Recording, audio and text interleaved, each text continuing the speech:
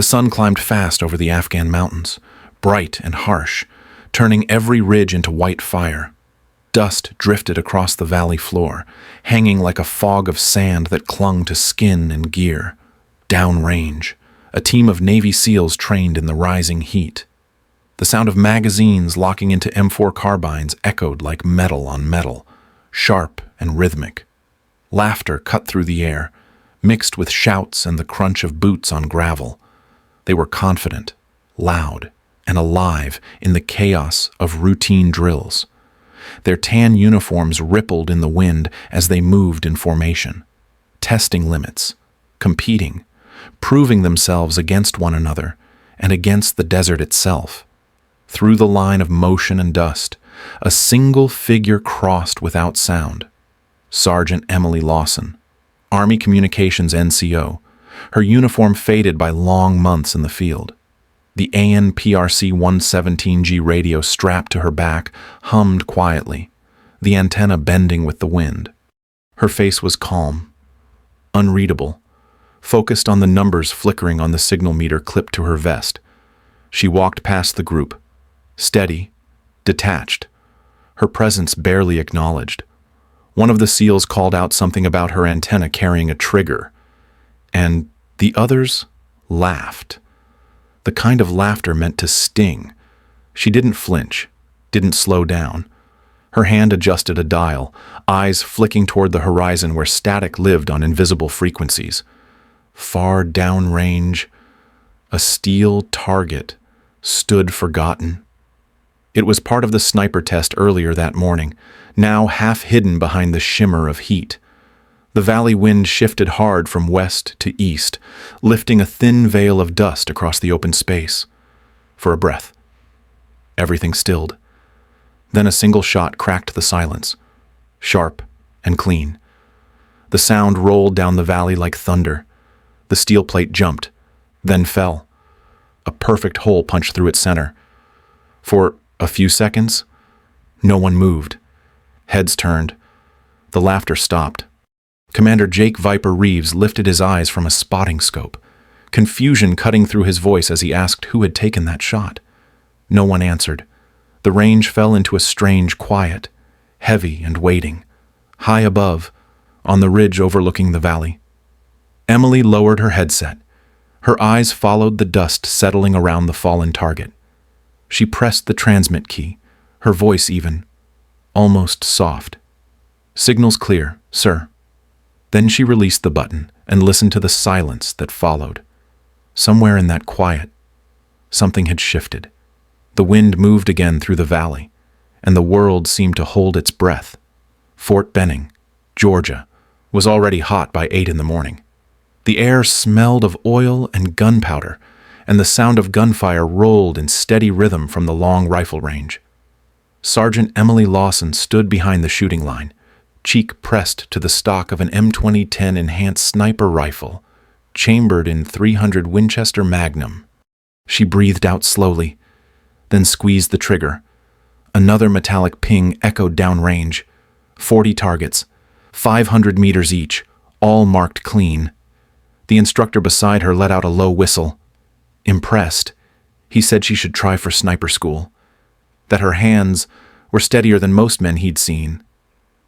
Emily smiled faintly, but said nothing. She already knew how that conversation would end. 3 times she had applied, 3 times rejected. Each denial came stamped by the same name, Major Colin Pierce, Battalion Operations Officer. That afternoon she sat across from him in a small office lined with maps and radios, the faint hum of air conditioning cutting through the silence. Pierce told her she was too valuable in communications, that the Army needed her head, not her trigger finger. His voice was calm, clinical, rehearsed. He looked at her like a resource, not a soldier. She nodded, professional and composed, even as her stomach tightened. Years in uniform had taught her how to hide disappointment.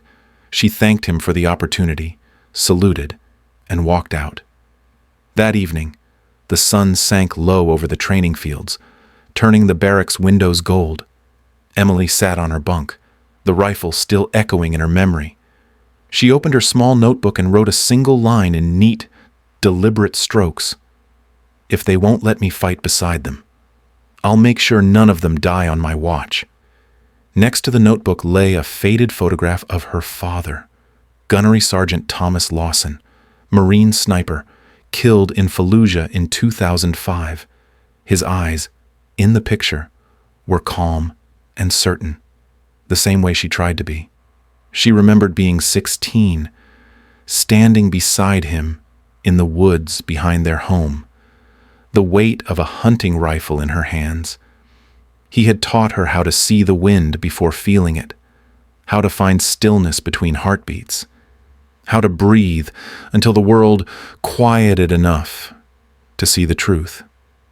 Those lessons had never left her. They lived in the way she moved, in the way she listened to silence more than to noise. When the deployment orders came, the paper felt heavier than it should have. Afghanistan, communication support, attached to a joint special operations detachment. She folded the letter carefully and tucked it inside her field journal. There was no excitement, no hesitation, only resolve. Standing by the window, she looked out at the fading horizon, the same color as the desert she would soon see. Her reflection in the glass was calm, steady, and unyielding. In her eyes there was a promise she didn't need to say aloud. If she couldn't fight next to them, she would protect them from where no one else could. The UH-60 Black Hawk came in low over the ridge, rotors throwing up a storm of dust and gravel that turned the world into a blur of gold. The noise was deafening. Inside the helicopter, Sergeant Emily Lawson gripped the edge of her seat, eyes narrowed against the wind and light. Through the open door, she caught her first glimpse of Falcon's Edge, a forward operating base carved out of rock and dust near the edge of Sharan Valley. Rows of beige tents lined the perimeter. MRAPs rumbled along dirt paths. Soldiers moved like shadows through the haze, their faces half hidden behind dust goggles. The air smelled of diesel, sweat, and sun-baked metal. Everything looked temporary, improvised, but alive with purpose. When the chopper touched down, she stepped into the heat and felt the desert press against her lungs. Her ACU was already coated in grit. The radio unit, an ANPRC-117G, weighed heavy on her back as she made her way to the command tent. Inside, the light was dim, filtered through green canvas. Major Colin Pierce stood behind a folding table covered with maps and signal charts. He barely glanced up when she entered. His tone was clipped, efficient. "You'll oversee Ridge 9 relay, 2 kilometers north. Keep our comms clean." She nodded, studying the map. Ridge 9 was marked with a small blue dot, a technical relay post. Nothing more. No personnel assigned, no defensive units. Just a height advantage and a clear line of sight across the valley. In the eyes of command, it was unimportant. In the eyes of a trained observer, it was perfect. She spent the next hour preparing her gear. As she checked cables and spare batteries in the storage tent, a voice came from behind her. Master Sergeant Owen Drake. His hair was gray, his build broad, the kind of man who carried history in his posture. He introduced himself simply, asked if she was Lawson. When she said yes, his eyes softened. "I knew your father. Good man. Hell of a shot." The words landed heavier than he probably meant them to. He opened a wooden crate on the workbench. Inside, under the glow of a single lantern, lay a M2010 enhanced sniper rifle. The metal was polished, the name Balance etched along the receiver. He slid it toward her. "Command thinks Ridge 9 is just about radio waves," he said quietly. "But that ridge sees more than static. When things start moving out there, trust your eyes, not their orders." She looked up, wanting to ask what he meant, but he was already walking away. By late afternoon, the Black Hawk lifted her out again. She sat by the open door, wind battering her face, eyes tracing the jagged terrain below. Dry riverbeds cut across the valley floor like scars. The mountains rose in layers of pale stone and shadow. Ridge 9 appeared as a lonely outcrop overlooking miles of open space. The helicopter banked, dropped low, and hovered long enough for her to jump out. The air was thinner here, colder. Around her stood a single canvas tent, a small relay console powered by a humming generator, and 3 rusting containers stacked as a windbreak. She unpacked her equipment methodically, connecting cables, aligning antennas, calibrating frequencies. When everything was stable, she began logging transmissions, her handwriting neat and deliberate. As dusk fell, the air cooled. The radio hissed softly in the background. Then, beneath the usual static, she caught something else. Short bursts of coded transmission, repeated every few minutes. The modulation pattern was old, familiar, something she hadn't seen since training. Soviet-era encryption, weak but deliberate. She noted the frequency, confirmed the source triangulated somewhere deep in the valley. Her call to Major Pierce was brief. He listened, unimpressed, told her it was probably local chatter, and to stay on task. She acknowledged and signed off, though her instincts disagreed. By nightfall, Ridge 9 was wrapped in silence. The stars burned cold above the mountains. Emily sat just outside her tent, night vision binoculars resting on her knees.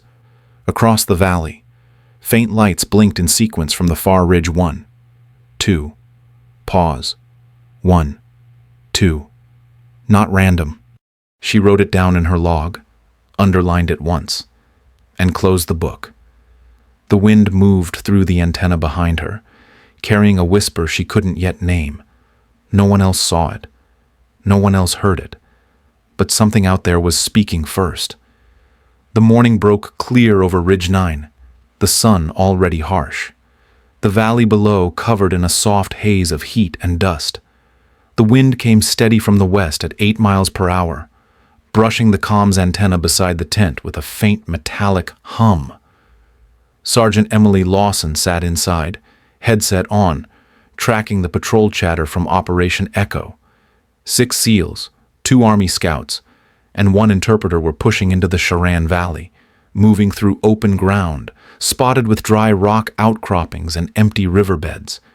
It was a place built for ambush.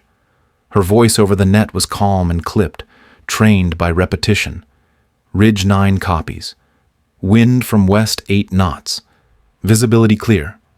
The early hours were routine. Short bursts of updates from the patrol. Jokes shared over the radio. The occasional static crackle from shifting terrain. Then, around 11:30, the noise changed. A low hum of interference crept into the signal. Emily adjusted the gain, switched to the backup frequency, and tapped her console to filter distortion. What came through next was chaos. The sound of gunfire, overlapping commands, heavy breathing, and then the voice of Commander Jake Viper Reeves cutting through the static. Contact, multiple positions. We're pinned down. Her pulse jumped, but her hands moved automatically. She traced the coordinates, cross-checking signal bounce against terrain elevation. The interference pattern wasn't random.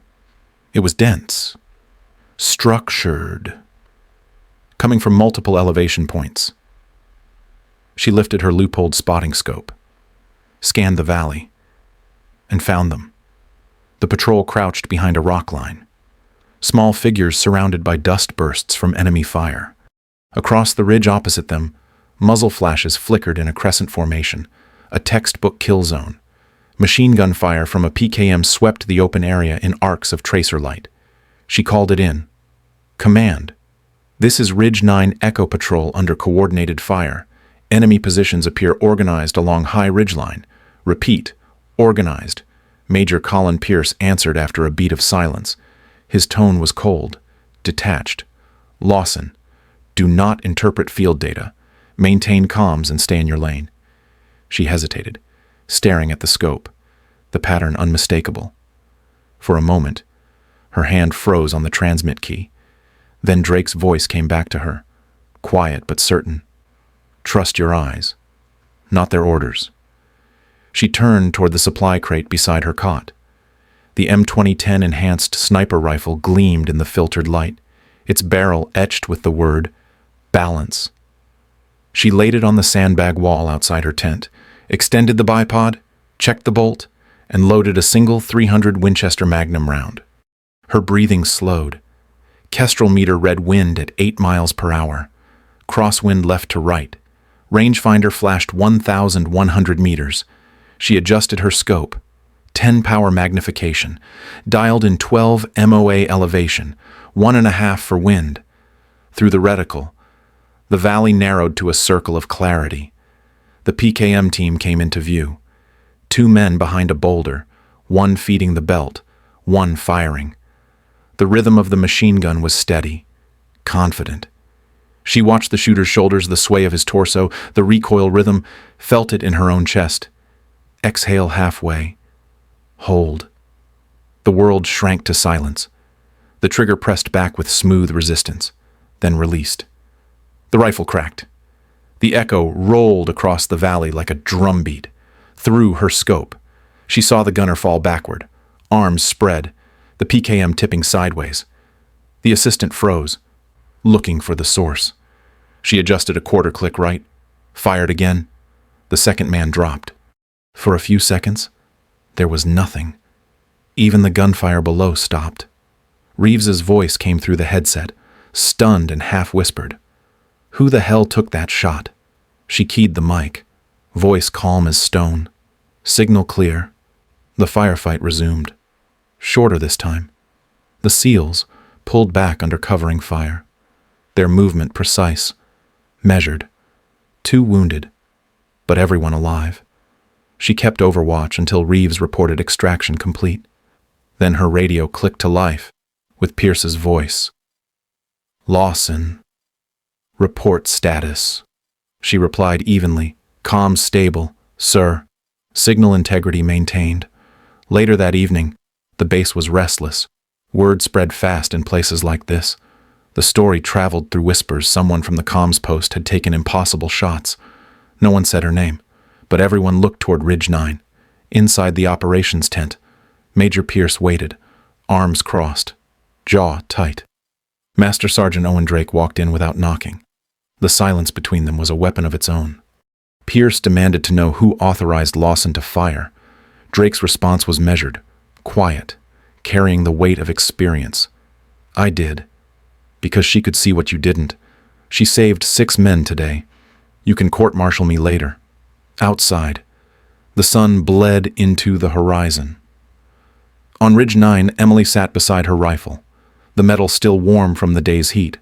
The valley below glowed red in the fading light. She wrote her final log entry for the day. Simple and precise. Ridge 9, secure. No active threats. Then she closed the book, rested her hands on her knees, and looked out into the silence. The desert was still, but everything had changed. She wasn't just keeping the signal alive anymore. She had become the signal itself. Morning came quiet to Falcon's Edge, a thin veil of fog still clinging to the ridgelines. The smell of burnt powder lingered from the night before, mixing with coffee and dust. Around the mess tent, talk moved in low voices, passed from one soldier to another like something fragile. A single shot, maybe 2, had turned the tide of a firefight more than a mile away. Some said it was luck, a stray round. Others swore they saw a figure on the ridge, steady and unmoving, watching over the valley through the haze. Someone called her the Ghost on Ridge 9. The name stuck before noon. Inside the command tent, the radios hummed with the same faint static as always. Papers rustled, boots scraped, metal clicked. The SEALs from Echo Patrol lingered longer than usual over the briefing maps, their laughter quieter now. One of them mentioned a support tech who hit steel at 1,000 meters during training. The others fell silent, thinking. Commander Jake Viper Reeves stood at the edge of the table, eyes unfocused, lost in the memory of that impossible shot. He didn't say it aloud, but he already suspected who it was. Major Colin Pierce dismissed the rumors with a wave of his hand. He called it coincidence, a lucky ricochet, nothing more. To him, Ridge 9 was still just a comms post, and Sergeant Lawson was still just a technician. But the base was changing, out on the patrol lines. The story grew with every telling. Men spoke of a guardian on the ridge, a sniper without a name, who saw through the wind and acted before anyone called for help. They said when things went bad, you could almost feel her eyes on you. Emily stayed the same. She sat in her corner of the radio tent, headset on, eyes on the flickering signal display, her logbook filled with neat rows of numbers, timestamps, and frequency notes. If anyone came by, she nodded, said nothing. The air around her carried that quiet confidence of someone who didn't need to prove what they'd done. That afternoon, Reeves stepped through the flap, a folded patrol plan in his hand. He spoke softly, like a man testing the edge of truth. "What do you see?" "Lawson." She didn't look up right away, just scanned the screen, then said evenly, "Patterns, sir. Always patterns." Reeves studied her for a moment, then nodded once. It wasn't thanks. It was respect. From that day forward, every recon plan passed through her console first. Officially, it was for comms verification. Unofficially, no one doubted who was really watching over the valley. As the sun dropped behind the ridges, the desert turned red, then violet. On Ridge 9. Emily sat outside her tent, binoculars resting against her knee. The wind tugged at the antenna behind her, the radio whispering soft static like breath. Below her, the valley glowed faintly in the last light. No one would write her name in a report. No one would give her credit in a briefing. But everyone on base knew. Somewhere up there, unseen, someone was keeping them alive. Morning came pale and colorless over Falcon's Edge. The dust hung low and fine in the cold air, coating the tents, the vehicles, even the men as they moved through the yard. In the command tent, the map of Sharon Valley stretched across the table like an old scar. Captain Mitchell stood at the front, pointer tracing 3 parallel lines running through sectors 8, 9, and 11. Operation Javelin would sweep the valley in a coordinated push, 3 patrols moving in staggered timing. Emily Lawson stood at the back, headset slung around her neck, notebook in hand. When Mitchell finished, she raised her voice just enough to ask if anyone had considered the signal chatter from last week, the old Soviet codes bouncing between the valley ridges. Before she could finish, Major Colin Pierce cut in. His tone was sharp, final. "Your job is to maintain communications. Sergeant, not rewrite tactics." She went silent. No one looked her way again. Outside, the light was harsh and flat. Soldiers loaded gear into MRAPs, checked weapons, adjusted straps.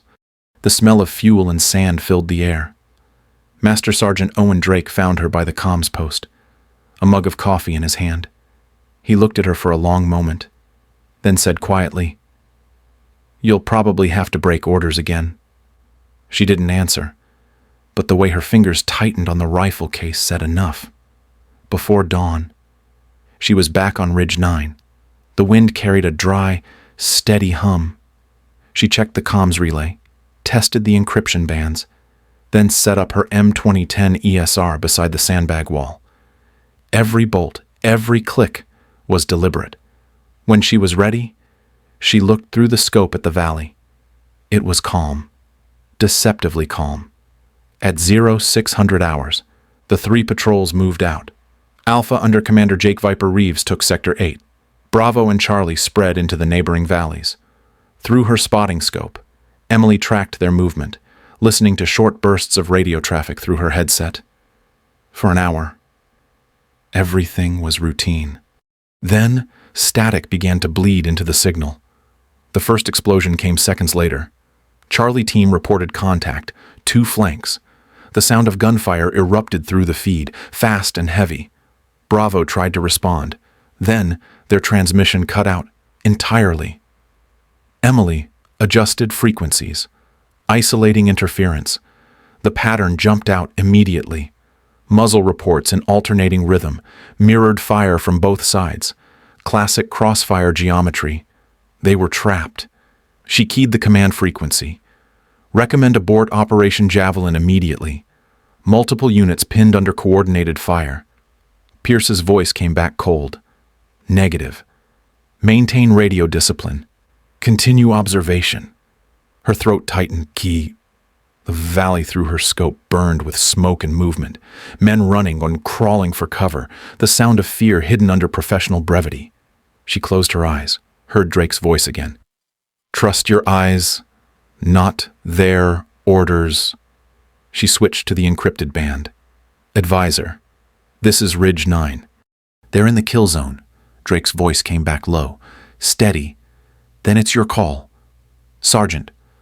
For a long second, she didn't move. Then she opened the Alpha channel.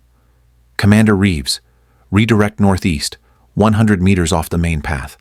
Enemy positions along your projected line. No hesitation in his reply. Copy. Adjusting course. Through her scope, she saw the shift. The SEALs veered right, spreading wide across the dry wash. It saved them. The next burst of fire tore through where they would have been, but the fight wasn't over. As they advanced toward Cana Village, gunfire erupted again, sharper, slower. A single shooter. Reeves came over the net, his voice strained. We're pinned at the old bell tower. 3 wounded, requesting immediate support. Air assets ETA 15 minutes. 15 minutes too long. Emily swung her scope toward Cana. The sniper was there, a shadow behind broken stone, firing with precision and patience. She checked her rangefinder. 1,247 meters. Wind 9 miles per hour left to right. Elevation drop 200 feet. She adjusted 12 clicks up, 3 right. She took 1 deep breath, the way her father had taught her, feeling the air move over her skin before it touched the grass. Through the glass, she watched the enemy sniper shift his aim toward Reeves's position. His movements were confident, practiced. He had no idea she was watching. She let her heart slow. 1 beat, 2. The trigger broke clean. The rifle roared. The shot reached the village a heartbeat later. The tower window flashed, then went still. On the radio, silence stretched out. Reeves's voice finally came through, stunned. Who took that shot? Emily keyed her mic. Signal clear. By the time air support arrived, the valley was quiet. Smoke drifted over shattered walls, the dust of battle already settling. Reeves's team was bloodied, but alive. Bravo and Charlie were pulling back, shaken, but breathing. From her ridge, Emily watched the sun cut through the haze. She lowered her rifle, her arms trembling from the weight of adrenaline. The headset crackled with routine reports now, voices calm again, as if the world had returned to normal. She knew it hadn't. For the second time, she had stepped beyond the role they gave her, beyond the silence. She looked at the valley one last time, the wind moving steady through the antenna above her, and spoke quietly into the radio. Falcon Base. Ridge 9. Signal steady. Valley clear. Then she set the headset down and sat back. The sound of the wind filled the space where words should have been. For a long while, she just breathed, knowing what no one else did yet. She hadn't only carried the signal, she had become it. The morning after Operation Javelin was cold and still.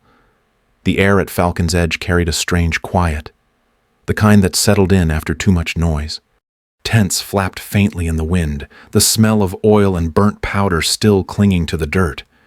Then the sound came, distant at first, growing louder. A UH-60 Blackhawk descended through the haze, kicking up a storm of dust and grit that swallowed the base in gold. Soldiers turned their heads as the rotors slowed. Out of the open door stepped Brigadier General James Morrison.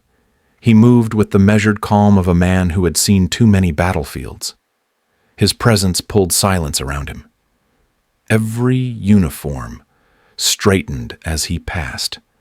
Major Colin Pierce was waiting near the command tent, cap squared, jaw tight.